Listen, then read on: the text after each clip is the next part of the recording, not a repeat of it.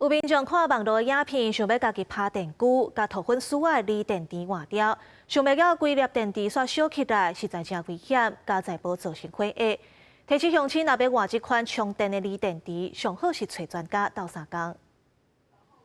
民众伫家己厝内客厅要摕掌中型电击器换锂电池，毋过当咧焊接新电池，电池煞突然清出大量灰尘甲乌烟，还阁伫地板乱窜。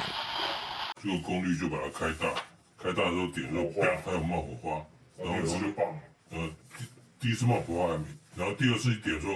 它就啪就开始喷火，喷火以后你要抓的时候它就开始窜，一直窜。有信社表示，因为电击器电力不足，所以就望看换电池的教学 DIY 换电池。不过因为电焊成功率调伤悬，锂电池防拍烫过去才会导火。有信社迄当时伤紧张，就用手去掠，正手掌规个也去烫着伤，而且水甲灭火器拢无法度将火拍花，最后只会当用淡薄仔盖电池，等伊烧完。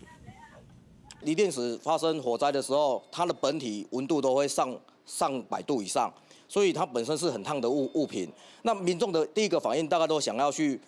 拿这个本体，因为起火了，但这是错误的。消防队表示，锂电池防弄击、擦烫过、冻湿，拢可能导火烧起来。小型的锂电池导火会当泡水降温，那中大型的锂电池导火，唔通想要甲刷叮当，爱随通报119，搁爱离锂电池较远的。